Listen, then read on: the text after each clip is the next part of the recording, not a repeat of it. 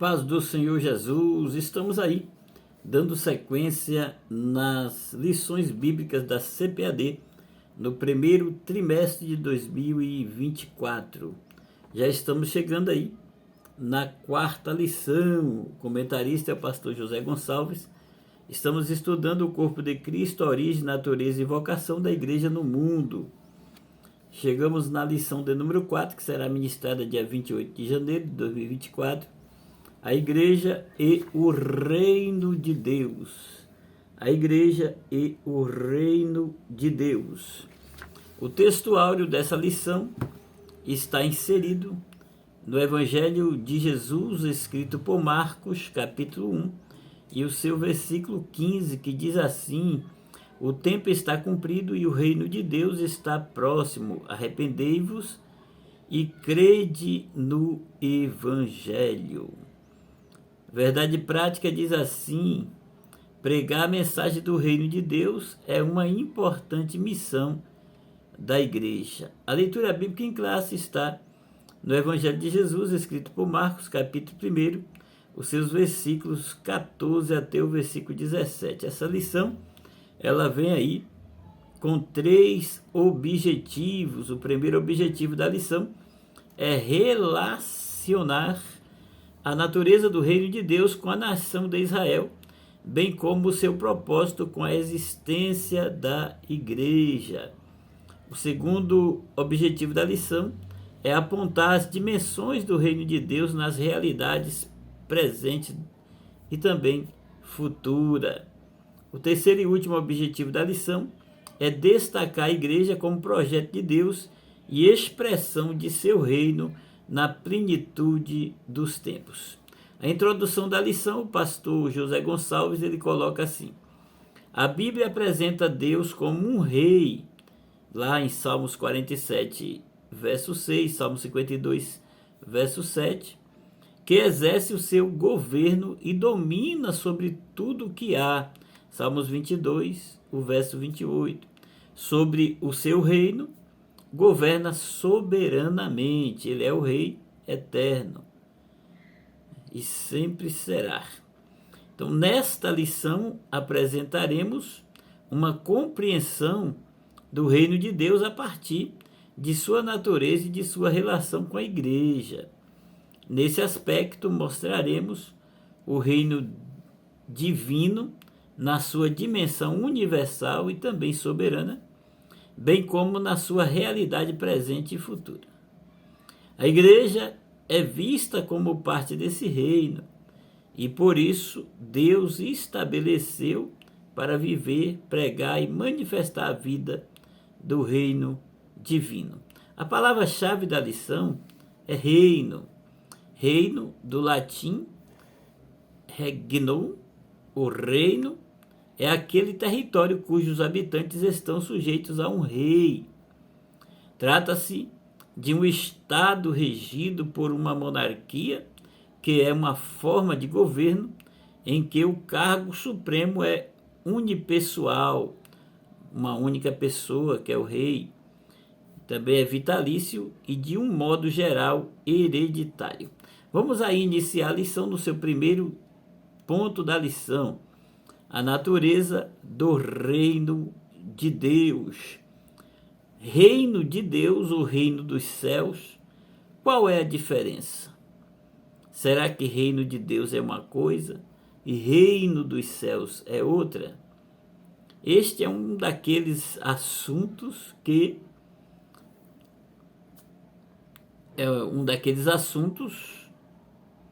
pomposos que até mesmo cristãos antigos, que já servem a Deus há muito tempo, preferem fazer vista grossa e nem comentar sobre esse assunto. Outros cristãos até sugerem que o reino de Deus já é chegado, mas o reino dos céus está por vir. Outros cristãos vão ainda mais longe, sugerindo que o reino de Deus é onde Deus habita e o reino dos céus seria a habitação dos anjos e para onde os salvos também um dia vão quando morrerem. Afinal de contas, qual é, de fato e de verdade, a diferença entre reino de Deus e reino dos céus. Enquanto alguns acreditam que o reino de Deus e o reino dos céus estejam se referindo a coisas diferentes, é claro que ambas as frases estão se referindo à mesma coisa.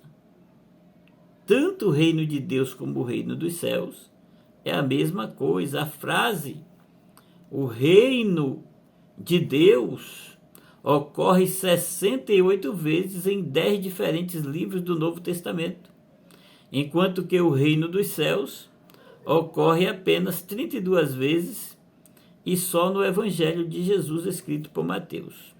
Verdade é que a diferença entre reino de Deus e reino dos céus é a mesma diferença que há entre o livro escrito por Mateus e os livros escritos por Lucas e Marcos. Isso é, para qual grupo de pessoas os evangelhos foram direcionados. Nós sabemos que Mateus escreveu o Evangelho de Jesus para os judeus. Marcos escreveu o Evangelho de Jesus para os gregos ou romanos. E Lucas escreveu o Evangelho de Jesus para os romanos. Então, Marcos escreveu para os gregos, Lucas para os romanos e Mateus para os judeus. Mateus escreveu o Evangelho de Jesus para os judeus, Marcos escreveu para os gregos e Lucas escreveu para os romanos. Os judeus evitavam o uso da palavra Senhor, como obediência aos mandamentos. Marcos e Lucas usam o reino de Deus, onde Mateus usou o reino dos céus. Vamos aí para o primeiro tópico do primeiro ponto da lição, depois dessa explicação. O reino de Deus é universal, esse é o primeiro tópico. O salmista diz que Deus é o rei de toda a terra, nos Salmos 47, o verso 7. E da mesma forma, Daniel também, o profeta Daniel, afirma que Deus domina sobre o reino dos homens, em Daniel 4, 25. Nós vamos confirmar isso. Assim, a palavra de Deus, a Bíblia Sagrada, as Escrituras, revelam um importante aspecto da natureza do reino de Deus, a sua universalidade. Deus, ele é e sempre será o Rei universal, e como tal, ele tem um domínio absoluto sobre sua criação, sobre os reinos, sobre os governos humanos, bem como sobre todas as hostes angelicais. Isso significa que nada nem ninguém está fora do domínio de Deus, ele domina todas as coisas, podemos confirmar em Daniel 2:21. Vamos para o segundo tópico do primeiro ponto, a soberania divina e os acontecimentos do mundo. Observamos que, embora o mundo siga o seu curso, Deus não perdeu nem deixou de exercer domínio sobre o mundo, tampouco sobre o universo criado por ele, que ele, na sua soberania, nada pode impedir de ele fazer o que ele queira fazer. Então, um Deus que não tivesse o controle de tudo, jamais seria Deus.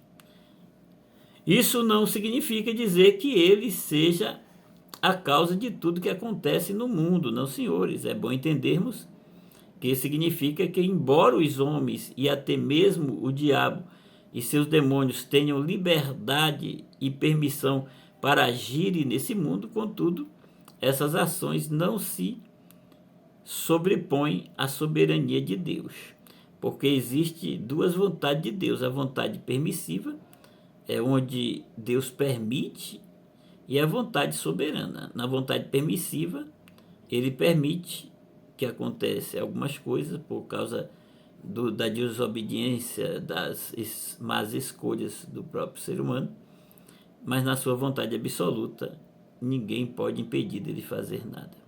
Então, assim, Deus domina sobre todos. Salmo 103, o verso 19. Terceiro tópico do primeiro ponto, o reino de Deus, a nação de Israel e a igreja. O Antigo Testamento revela que Deus escolheu um povo, Israel, para reinar sobre ele e através dele em um governo soberano e teocrático. O governo teocrático diz que Deus é o rei soberano e só Deus é o comandante, é o governante. Quando Israel estava organizado em um regime tribal, Deus ele reinava sobre ele, em Números 23 e 21, de forma soberana, exercendo o seu governo teocrático sobre seu antigo povo. Isaías 43:15 vai confirmar. Israel, por isso, era um reino sacerdotal. Êxodo 19, 5 e 6.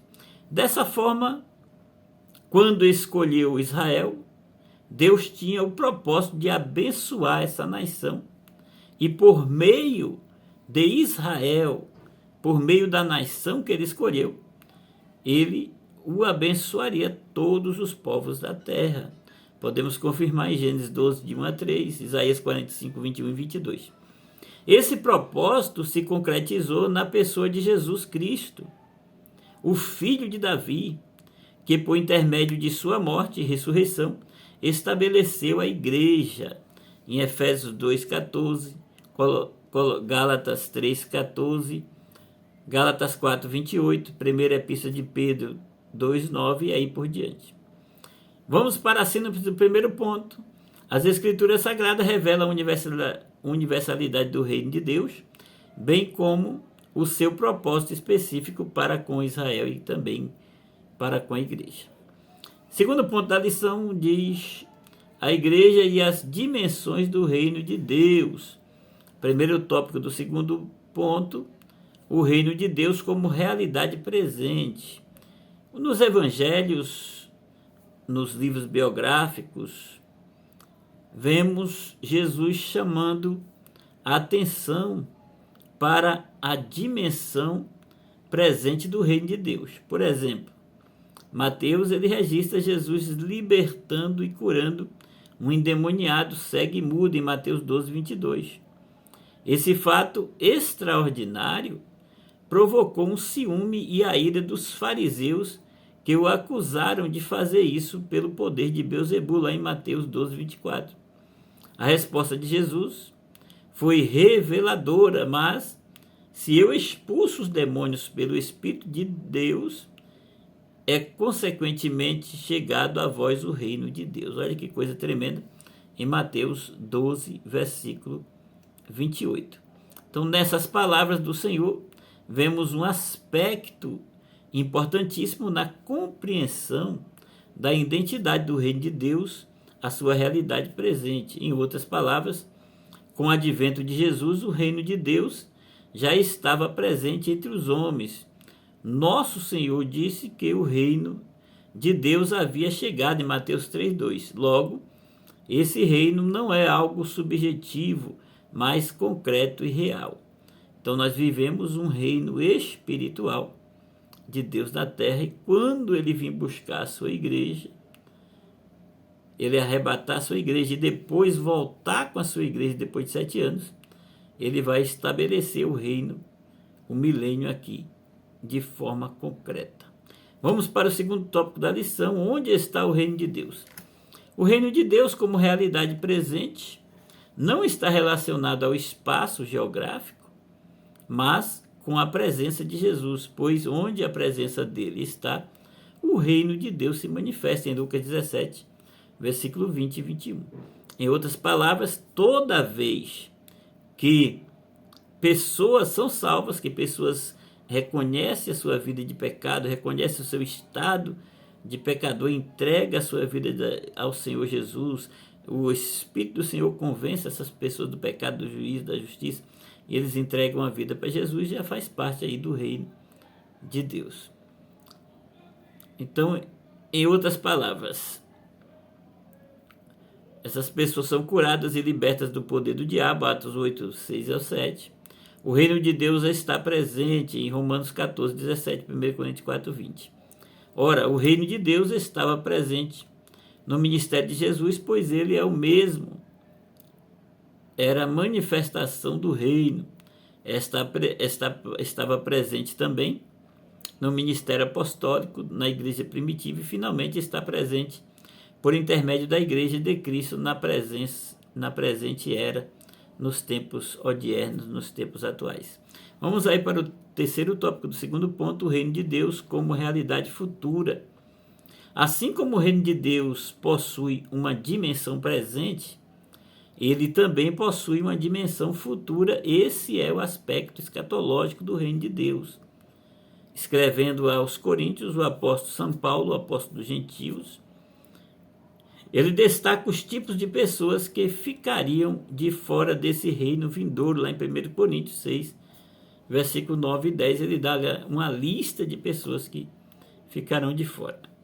Embora o reino de Deus seja uma realidade presente hoje, e mesmo sendo possível já experimentá-la, agora em Hebreus 6,5 você pode confirmar, contudo ele se manifestará na sua plenitude na era vindoura. Podemos confirmar isso em Mateus 13,49.